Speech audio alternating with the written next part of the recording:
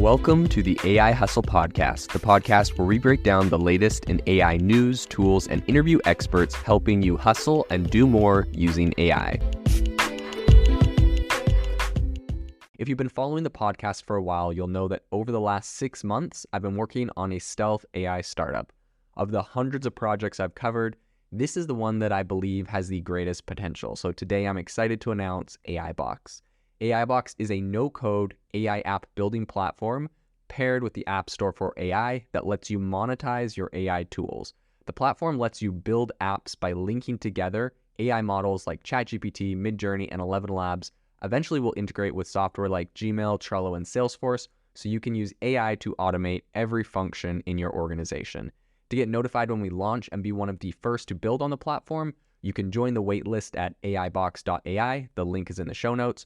We are currently raising a seed round of funding. If you're an investor that is focused on disruptive tech, I'd love to tell you more about the platform.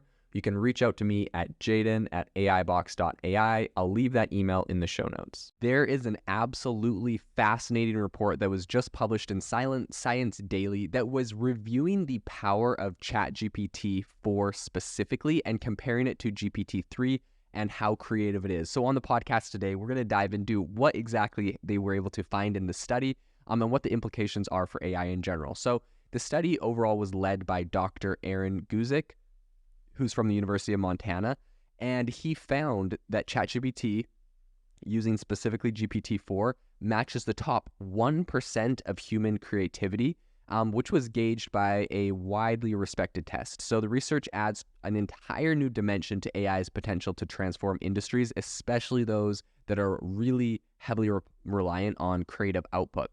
So essentially, Dr. Guzik, when he was doing this whole research report, he is an assistant clinical professor at UM's College of Business, along with, he had a bunch of different collaborators on the study. So he had Christian Glide, Christian Byerge, and essentially what they did is they used what is called the Torrance test of creative thinking, or the TTCT.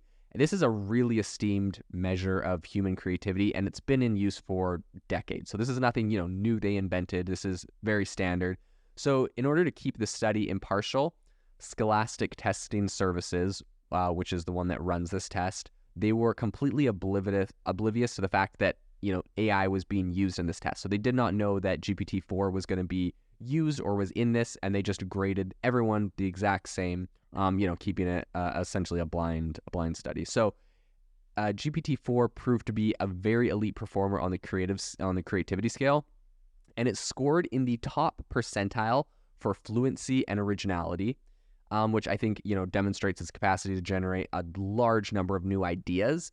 And it also performed a little bit, so it did a little bit less well on when it came to flexibility and the capacity to generate diverse kinds of ideas. And when I say less good, it performed in the 97th percentile, so still absolutely incredible, but not the literal top percentile, which it literally performed in the top percentile for originality. So Dr. Guzik said that some of his students also were in the the elite category in there. So he's kind of bragging about, which is funny.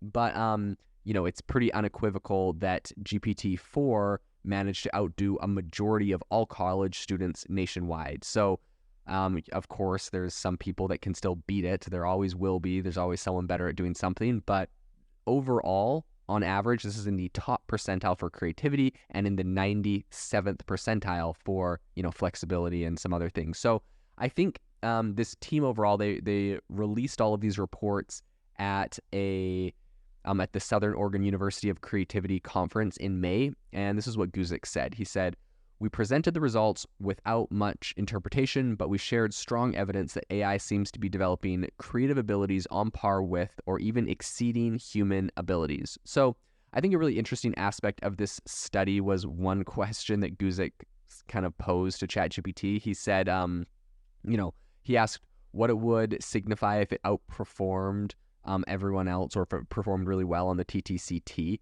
And the AI, this is what ChatGPT said, quote, it said, "We may not fully understand human creativity, which I believe is correct. We may need more sophisticated assessment tools that can differentiate between human and AI-generated ideas." I think that's really interesting. I think that kind of shows a really like it reflects a lot of the nuances that are becoming increasingly essential as I believe AI evolves and kind of converges with our daily lives.